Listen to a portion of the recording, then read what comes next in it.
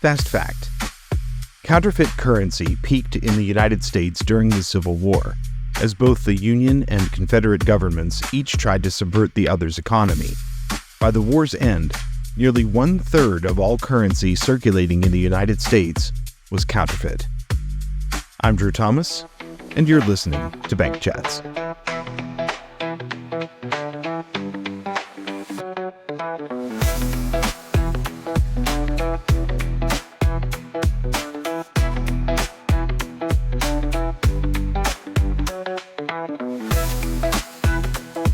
So, Merry Christmas, Jeff. Merry Christmas. Yeah, right before. Yeah, right before. Or are you ready for Christmas? You have a lot more shopping to do. I don't have a ton. Okay. I at this point, I've gotten to a point in my life where I do try to plan ahead at least a little bit. Yeah. But it's a very hectic time of year. Whenever I was a kid, it felt like this time of year took forever. I know. You know? And now you blink and it's gone. Yeah. I mean, we'd be watching the Macy's Thanksgiving Day Parade whenever I was a kid, and I'd see Santa Claus coming in, and for me, it was like, well, it's another year before I get to Christmas Day, Yep. and now there's just not enough time. Yep. There's between decorating and then, like planning just like food and meals and all that kind of stuff. You know, it's a wonderful thing. Don't get me wrong. Oh, yeah. I mean, I'm happy to have family and friends to do that with. Yes. But it's a lot. Yeah. Yeah. Yeah. Now is the time when the UPS driver is at my house every day until Christmas. Yeah. There was a person delivering for UPS out of their car. I had one of those the other day. Yep. Yep. I guess they just ran out of trucks. Yeah. I guess. I don't know how that works. We've definitely gotten to a point in our society where I think more the deliveries are just crazy. Mm-hmm. They must absolutely pull their hair out at this time of year if you're a delivery person, whether it's US Mail, UPS, FedEx, it doesn't matter. God bless you, everyone. Yes. Because Yes. I was at the local big box store, Walmart, the other day. And I mean, the lines were ridiculous. I'd rather just go home and buy something online in 2 days than wait the 20 minutes in a line of 20 people at the store. Yeah. And you always, I know for me personally, I always choose poorly. You know, my wife and I will be going there, and she'll say, pick a lane, and I will choose a lane, and inevitably it is the wrong lane. We split up. Oh, one in one, one in the other, and whoever starts to move a little bit faster will just migrate over to the other one. No, that's a good idea. Yeah. Yeah, see? I don't want to give my secrets away, yeah. No, you guys... We'll probably cut that out. Anyway, because it is the most wonderful time of the year, let's talk about how awful humanity can be. Okay, sounds good. And we're going to talk about... Counterfeiting. Yay! So let's talk about what whenever we say counterfeiting, what do we mean? What is counterfeiting? We're talking about the reproduction or the manipulation of a currency for your gain, I guess. Yeah. Not legal, illegal, very illegal. Yeah, no, very illegal, for sure. So essentially, you know, I think we live in this world where everybody tries to make things look like, like makes it look real. The whole AI thing and trying to find it. It's basically just it's one of the first types of, hey, let's make this look real and see if we can pass it off as, or let's take this fake thing and see if we can pass it off as something real. Yeah. Whether it's bills or money or other things, we can talk about all that as we get further into the discussion. But counterfeiting is, something, and we've never really talked about it on the show. We've talked about other cybersecurity and security risks and stuff like that, but not this. Not so much currency. Yeah. Yeah. So when did counterfeiting begin? Back in the 18th century, back before our standard currency, banks used to be able to print their own currency. So it was a lot easier for someone to say, hey, I'm going to change this one bank's paper money and pass it off as legitimate. Yeah. Yeah. So that's when it started in the U.S. Yeah. Right. Right. Is what we can say. So what did it start outside of the U.S. then? My guess is probably sometime in ancient Rome or before that, when they started, because everybody just tried to pass off stuff as legal tender. And my guess is that the first piece of counterfeit currency emerged about a day after the first piece of real currency. Okay. knowing the way that humanity tends to go. Yeah.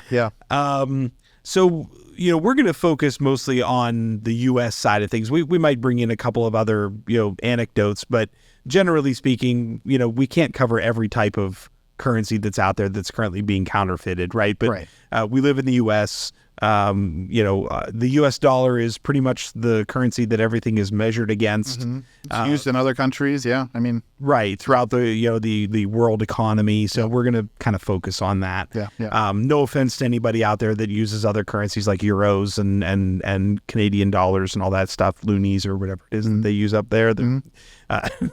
But that's what we're going to look at. So as an estimate, about how much counterfeit currency is actually out there? Really? More than I thought. Yeah. Okay. So I read between $70 and $200 million in counterfeit currency is in circulation now. Wow. Yeah. And in 2023, $22 million in counterfeit cash was seized. That's crazy. That's a ton. So whenever you say seized, are you talking about like they went into a warehouse and grabbed it, or are you talking about the stuff that's being turned in? Both. I mean, the stuff that's turned in, and also stuff that, the money that is entering our country from other countries. Because, I mean, a lot of this counterfeit money is produced outside of the United States and shipped in. Yeah. Yeah. That's really crazy. So, I guess the thing is, I don't know, with that amount of money out there, you would think that you'd be finding counterfeit bills in your wallet all the time. No. But I don't think I've ever come across one. I don't know about you. I know. I did come across one indirectly when I worked for a different bank. Okay. There was a person that had one in their deposit. Uh-huh. I think they were from a small business that did a lot of like a gas station or something like that. Okay. They had a lot of cash, and they were making a deposit, and the other teller that was working with them, they discovered a counterfeit bill in the mix. Okay. And we can kind of talk about what happens when that occurs and that kind of stuff. Yeah. But so essentially, do you remember what bill that was? I'm pretty sure it was a $20 bill. Okay. I'm pretty sure it was a $20 bill. Okay. Yeah. So to address this counterfeiting that you said began in the 18th century, the U.S. created the U.S. Secret Service. They did. Yeah. And I didn't know that before working at a bank. Oh, yeah. No, yeah. Okay. I just thought the Secret Service protected the president, and that's it. And I think that's mostly what people think. Yeah. Is that, when you say Secret Service, you imagine the guys in the sunglasses, or women, wearing the earpieces and standing silently at the, but the U.S. Secret Service was originally designed and still is tasked with detecting and removing counterfeit currency from the economic system, which is kind of interesting. Yeah. So you asked me what bill it was. Was there a reason you asked that question? Yes, because the $20 bill is the most counterfeited U.S. bill, at least. Yeah.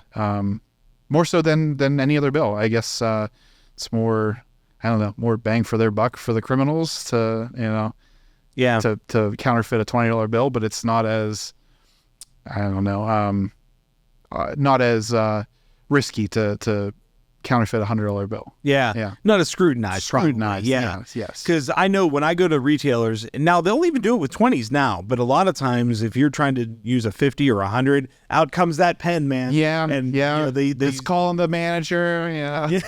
Am I allowed to check this? Well, and there are some places won't even take them. Yeah.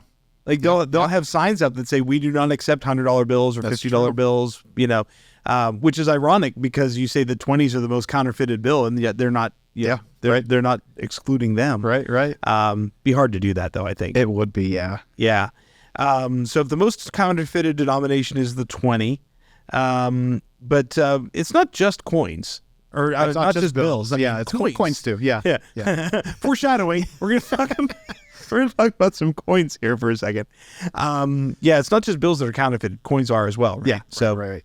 Usually for like collectors, certain pennies that were, older pennies, the 1909 VDB Lincoln or the 1914 Decent. So those ones, it's because they were less minted, you know. Okay. But there's other coins in history, the Morgan dollar, the silver eagle, gold eagle, and those are counterfeited quite often too. Yeah. My dad, whenever I was a kid, he always said that he would love to have a double eagle, a gold double eagle coin. And in my naivete, when I was a teenager and I got my first job, I thought, for Christmas, I'm going to get my dad a gold double eagle coin because he's always wanted one. And then I went to a coin shop, which is no longer in business in Johnstown. And I went in there and I went and looked for one, and I was like, sorry, Dad. I mean, oh my God, it was tens of thousands of dollars even then for a gold double eagle. So I was like, yeah, that's not going to happen. Oh, these pennies, I mean, they're worth hundreds of thousands of dollars if you have the right one too. Yeah. Yeah.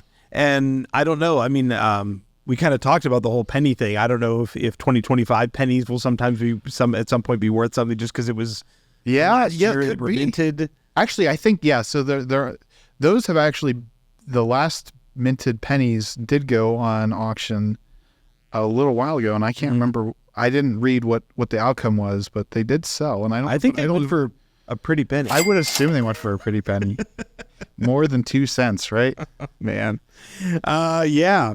So the other thing that I wanted to sort of touch on too is, I know we're talking currency, but especially around this time of year, I think you see a lot of this stuff happening, and it's fake checks too. Yeah. You got to be careful about that kind of stuff. And I don't want to get too far off topic because we are talking about counterfeit money, but just be aware of fake checks, because sometimes, and we're going to talk about this next, there are ways that you can try to identify these things and find them in your wallet or whatever. And some of the things that you look for on currency are similar to what you might look for on a check. You want to look at what the check's printed on. If it's printed on printer paper, like the stuff you buy at Staples, it's probably not a legitimate check. Most checks are on a heavier bonded paper than that. Yeah. The ink that is used, you want to look at that. You want to look for things like the Micker line. There's a line of numbers at the bottom of your check. If you get out a check, look at it. Account number. It has your account number, route numbers. You want to make sure that that's there, that it doesn't rub off when you use your thumb and try to rub on it. A lot of checks will also have, and we're going to talk about similar things on bills, they'll have like heat holograms that you can, if you sort of hold your thumb over that little spot, it'll turn pink, and it'll have like a little bell or a little something in there that is heat sensitive to be able to see what's there. Perforations on the edge of the check, like where it came out of the book. Yeah. So most checks are going to have a perforated edge either on the top or the side, at least one, if not two. If the check that you have has no perforated edge whatsoever, that's not necessarily an indicator that it's fraudulent, but it's a good reason to question it. It's definitely something that should make you at least look at it harder. If there's no perforated edge on the check. Other things too that you want to be careful of too, and banks are, I don't want to say part of the problem, but when you first open an account, a checking account at a bank, sometimes your bank will give you counter checks, or they'll give you starter checks. But those counter checks and starter checks won't have your name and address and everything pre-printed in the top left corner. No, it's the same for every account. Right. Yeah, it'll just be kind of, so a lot of businesses won't take counter checks or starter checks because they don't know, it's not pre-printed with your name and address and all your contact information on there. And it's a little easier maybe to potentially create a fraudulent counter check or whatever, because you don't have to worry about that part of it on there. Same thing with check numbers. Sometimes businesses will question it if you are a new checking account, and if you just start with like the standard 001 check, some places will sort of question it. Okay. Now, if you're 18 years old, it's probably less likely that they're going to check say like, hey, this is only check number 7 you've ever written. Right. But if it's a 65-year-old woman that's trying to go to Giant Eagle and write a check with check 001, they're probably they just opened that checking account. Yeah. I mean, maybe, but you can actually request what numbers you want your checks to start with. Yes. Yep. So even if you are a younger person or it is your first checking account or something, you may want to actually request that the checks begin with a higher value just to avoid that. So yeah, just be aware of, and I mean it's crazy what they can do. They can wash checks now and all that stuff. Oh, I know. Yeah. Yeah. Use pens. Don't use pencil to write your checks. Yeah. Yeah. There's a good website, practicesafechecks.org. Oh yeah. That's a good website to look at to learn more about check writing safety. Yeah. Yeah. So keep all that in mind as we transition rather clunkily back to currency. So, what are some of the things you could look at on a bill to determine whether or not it's real? It depends on the denomination, but you can look at there's a security strip in some bills. There's you can look at the fibers, just the composition of the bill itself, because bills are not what? They are not paper. They are not paper. They are not paper. You're absolutely right. So what do you look for? So you're looking for little blue and red fibers that are actually woven into the bill itself. How patriotic. Yes. Yeah, right. And you can usually tell whether that was like printed or if it was actually part of the bill, because you can actually see the depth of that bill a little bit.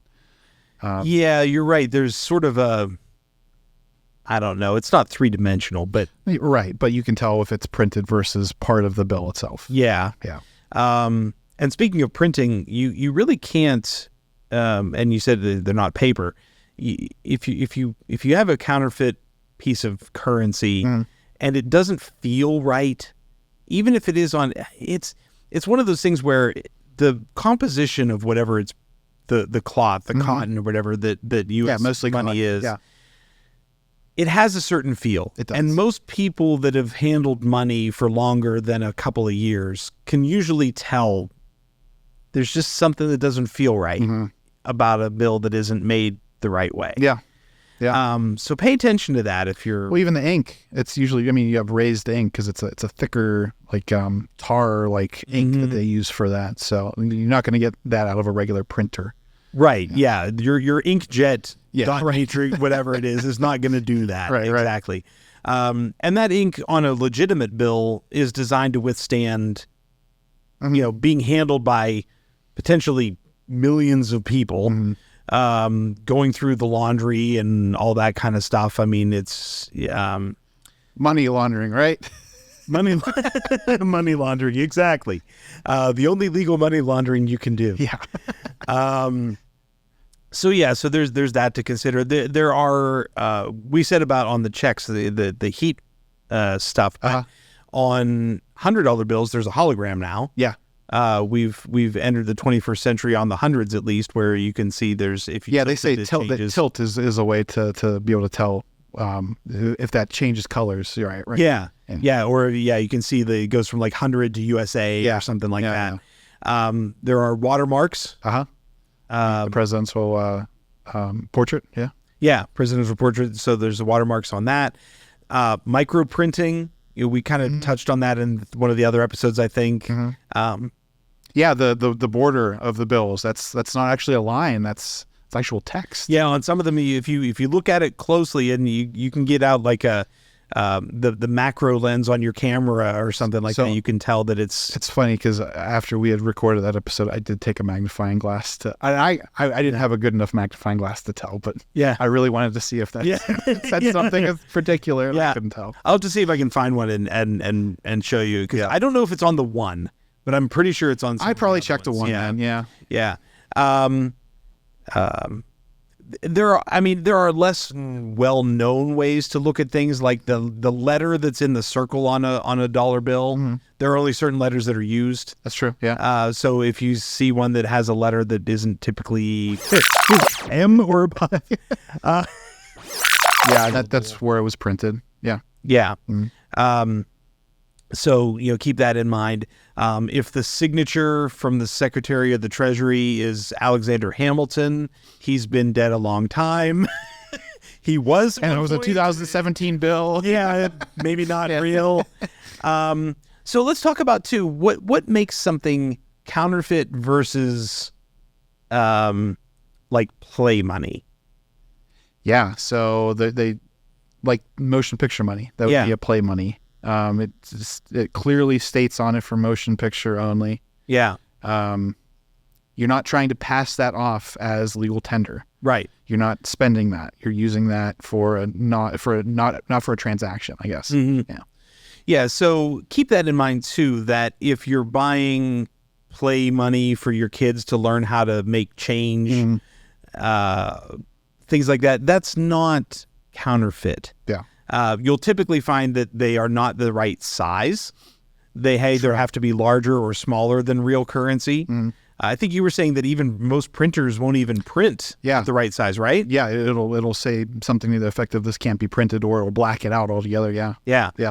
So there's that. You can sort of keep in mind that having play money in your house for your kids or whatever, or if you're making a movie or something, that's not illegal to have that. It's designed to look similar to, but not identical to, money. Right. So that's a key differentiator there. So what I guess the next question becomes is, if I encounter one of these things or I accept one of these things, what happens to me? Okay. What you should do is take note of the person, what they look like.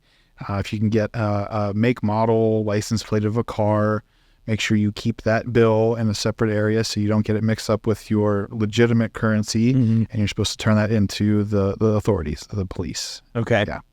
So in a perfect world, that's what you would do, but you may not be able to track. I mean, if I was, accepting a bill and it ends up being counterfeit, I don't know if I'd right then and there know that it's counterfeit. So, chances are, you're not going to know what the person looked like unless you have cameras or something like that to go back and review. Yeah. Yeah. And most likely, if that's the case, you're probably a business. Yeah. Right. Right. So I would imagine a lot of major retailers, they have cameras, they can see that kind of stuff. A lot of small businesses probably still do now as well, because security systems and cameras aren't as expensive as they may have been in the 1980s, 90s. So a lot of people have little blink cameras or ring cameras or something like that, at least in their business, to sort of add some security. I'm always amused whenever I see video like that on TV of somebody that has either committed some sort of a crime or a theft or something like that,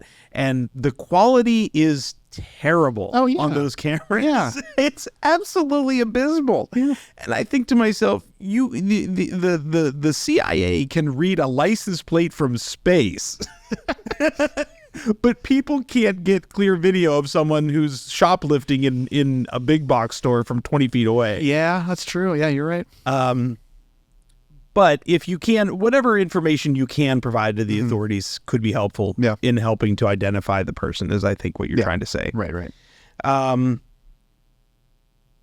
The other side of it is, you might accidentally pass one, I guess, if you think about it. Like if you take one in, let's start with that. So who said, what happens if you find one, if you accept one, okay, what happens to you? I mean, if you do the right thing, your chances are you're okay, right? Yeah. I mean, if you turn it in, your chances are you're not going to be accused of using that, because you're not knowingly using that as legal tender. Right. Yeah. So there's a difference between, I guess, accepting one and then doing the right thing about trying to turn it in. Yeah. Versus trying to pass one. And that's definitely what you don't want to do. You may think that turning it in is a little daunting to walk into a police station or something like that and say, hey, I have this counterfeit money. Yeah. I admit that could be kind of like, what's going to happen to me? Yeah. But it's far, far better than if you take it to the local store and try to get rid of it by buying something and they catch you. That's true. Because now you're an active participant in the counterfeiting problem. Yep. Because you knew that it was counterfeit and you tried to pass it on. Right. And don't destroy it. They need to have record of it. Yeah. That's a good point. Yeah. Don't just destroy it or burn it or something like that. So the other place that a lot of places find them is in banks. Like I said, like there was somebody that caught one. banks are legally obligated to report it. So if a counterfeit bill comes through the teller line or something, it's not up to us. You can't say, hey, I'm sorry about that. Don't say anything to anybody. Yeah. We are legally required to report that we received a counterfeit bill. We will ask, we will take your information as the person that presented it. And you will not get your money back. You will not get your money back. You will not get reimbursed. Right. Yeah. And the simplest way that I can explain that to people is that you didn't give me money, so I can't give it back to you. That's good. Yeah, you're right. You gave me a piece of paper. Yes. that looks like money. Yes. So no, the bank will not make you whole. The bank will not say, oh, well, here's a real 50 to replace the one. Even if it was completely accidental on your part, unfortunately, to use another bad acronym or idiom, the buck has to stop somewhere. Yes. And it stops with you at that point. So you were the last person to accept it. You get stuck with the fact that you don't get any money back for it. Yeah. The chances of you finding a counterfeit bill, though, are pretty slim, right? Yeah, despite how much you said is actually in circulation, you're right. Yeah. It's pretty unlikely that most people will ever encounter one. Yeah. And I think largely it's just because, despite what a lot of retailers may think, you and I and the average person are probably not trying to pass counterfeit 20s across the till at the local, beer distributor or something like that. They're just not. The counterfeiting is coming from other areas. What happens to you if you do pass one? Like, let's talk about that for a minute. Like, so okay, let's just imagine that you didn't listen to this podcast and you didn't tell your friends. Okay, and that makes me sad. Because you really should be telling your friends to listen to this. Yes, like and share. Yeah, like and share. It's the Christmas season, dang it, like and share. Yes. Say you decide, oh my gosh, I don't want to turn this in. I can't believe I got caught with this counterfeit $20 bill, and I do try to pass it on. What can happen to me? It could cost you a pretty penny in terms of your next few years. So you could face up to 20 years in federal prison, but you could face charges in like your state criminal justice system too. You could face 15 years as in a local prison, and then 20 years on top of that in federal prison. Wow. Yeah. So you're talking, I mean, time is really money at that point. Time is definitely money. Is time. Yeah. You want to look at it. 20 years for passing a $20 bill that's fake. That's yeah. I mean, that's $1 per year. Yeah. The other thing I was looking at too, I'm trying to find it in my notes here. Misdemeanor charges for could carry up to a $1,000 fine. Wow. Misdemeanor fraud occurs when the property procured fraudulently has a market value between $250 and $500. Okay.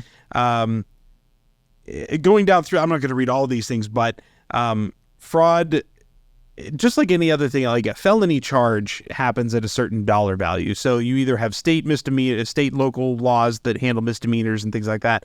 Felonies typically kick in at like the $10,000 mark. So if the fraud of whatever it is, the theft, whatever it is over 10 grand, it's probably going to fall into federal court at that point. And you end up with felony charges. Okay. And fourth degree felony occurs when the property taken costs between $500 and $2,500. Fourth degree felony faces a basic sentence of 18 months in prison. So that's, I guess felony charges could happen under 10 grand as well too then. But a lot of times it's the locals that take care of that. Fraudulently obtained property with a market value exceeding $20,000 is a second degree felony, carries a basic sentence of 9 years in prison.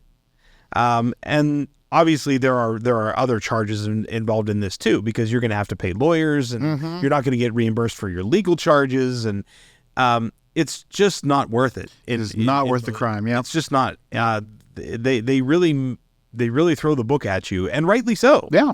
For doing such a thing. So, keep that in mind that, sometimes we have this feeling of the hand caught in the cookie jar, and you think, oh my gosh, I just got to get rid of this thing. Right. Don't act fast. Yeah. Yeah. Think about what you're doing. Yeah. Right. Yeah. And you do have to get rid of it. You just have to get rid of it the right way. Yeah. So, I think that pretty much covers all the basics, but, I thought that it was important to talk about this because like I said before, when we started the show, we've never really discussed this. We discuss a lot of other scams and fraud, and believe me, those are things you want to keep an eye out for too this time of year. Whether it's a romance scam or buying stuff from the wrong website, or I mean, there's so many different things, and you can find more information about all that stuff at our website too. If you go to AmeriServ.com/fraud, there's lots of good information there about things that you can look out for to try to keep yourself safe. Yeah, I think right now we have shopping tips on how to keep yourself safe with shopping. So that's very timely. Yes, very timely. Yes, but this is important, and a lot of people don't realize that it still happens. I mean, there are cases usually in the news. We just had one not that long ago where a business came across a fake 50 or fake 100, something like that. I thought it was a 20, but yeah. It might have been a 20. Okay. Yeah. So it definitely does happen. Just because you're unlikely to encounter it in your personal life. It doesn't have to happen in a big city either. I mean, it happens locally in small cities. Yeah. Sure. Yeah. Yeah. Other than that, I don't know. I think maybe we can give people an early out for the holidays. Okay. Yeah. So happy shopping if you're not done yet. Yeah. Yeah. If you're not done shopping yet, you're in trouble because this is going to air on the 23rd today is, right? Yeah. Today. Sometimes I say fun of it. The last minute shopping. Sometimes. Did you ever? No, you worked fast food. I did. You did. Did you ever work retail? No. Yeah. Retail was Christmas Eve was the revenge of retail. I'll tell you. Yeah. A real rush. Well, it would not only just the rush, but up until Christmas Eve, there was always the whole, well, can you get it from another store? Can you help me out? Yeah. Can you order it? Right. Whatever it is. Christmas Eve, it's whatever's here is what you get. Oh, true. Yeah. I mean, today's the day. Yeah. You got to pick something, Yep. And if you're a husband looking for something for your wife on Christmas Eve and you come home with a trash can, that's on you, buddy. Yeah, you're at our mercy, right. You better duck and cover at that point. Yeah. Did you? And I guess we can't say. Did you get anything? We don't have to talk about what it is, but did you get anything good for your wife? Did I? Yeah, absolutely. Yeah. Is she going to be happy in 2 days? Yeah. Well, no, you're now okay. So this may be a little personal, but do you celebrate? Because your wife celebrates a little later than you, right? So yes, so she's Orthodox. Okay. So we celebrate both. Okay. Yeah. Because her family, her one parent is Orthodox and the other one is not. Okay. Celebrates Christmas at a normal time. So yeah. We 2 sets of gifts. Is that? She gets one gift at Orthodox Christmas and all the other gifts at the Christmas that everyone else celebrates. Okay, gotcha. Yes. All right. So, but we have to keep a tree up until after Orthodox Christmas, which Okay. I would take the tree down the day after Christmas, but that's not my decision. Yeah, I respectfully disagree with you. I have that argument with my wife all the time. She'd be the same as you. She'd be like, December 26th, take it down. Yeah, let's get back to normal. And my attitude is that is the Christmas season. Yeah, well, I try to. So my sort of compromise with her has been, it's got to stay up until after New Year's. Yeah, my compromise is it comes down when she says it comes down. So you're more forgiving than I am. That's yeah. So, well, anyway, but happy Christmas to you. Merry Christmas. Happy holidays. Season's greetings. And, I guess we'll see everybody and talk to everybody in the new year. I can't believe it. 2026. Yeah. It's going to be a good one. I hope so. All right. Take care. We'll see you, Drew.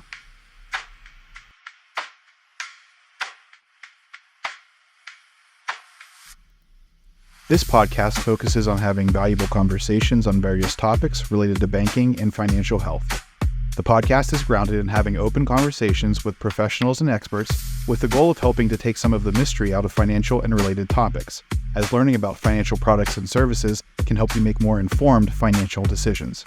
Please keep in mind that the information contained within this podcast and any resources available for download from our website or other resources relating to bank chats is not intended and should not be understood or interpreted to be financial advice. The hosts, guests, and production staff of Bank Chats expressly recommend that you seek advice from a trusted financial professional before making financial decisions. The hosts of Bank Chats are not attorneys, accountants, or financial advisors, and the program is simply intended as one source of information. The podcast is not a substitute for a financial professional who is aware of the facts and circumstances of your individual situation. For many of us, the term 21st century still conjures up images of the future, but the reality is that we are about to conclude the first 25% of that time frame, just 8 days from when this episode is first released. And we tend to think of money in 21st century terms, like debit cards, credit cards, Zelle, or Apple Pay. But over 80% of U.S. adults still used cash for at least some of their spending over the past year, and the counterfeit money detection market, yes, that is a thing, is valued at nearly $4 billion and rising, thanks to the difficulty in detecting counterfeit money made by counterfeiters using advanced technology. While the overall incidence rate is low, the impact can be significant as businesses and individuals bear the cost of any counterfeit money they may accept. Keep in mind that if you do find one, reporting it to the authorities will cost you far less in the long run than it would if you tried to rid yourself of it by passing it on to someone else. AmeriServ Presents Bank Chats is produced and distributed by AmeriServ Financial Incorporated. Music by Schneckmind. Our executive producer and co-host is Jeffrey Matevish. Please consider liking and/or subscribing to the show, as it really helps us reach a wider audience. For now, I'm Drew Thomas. So long.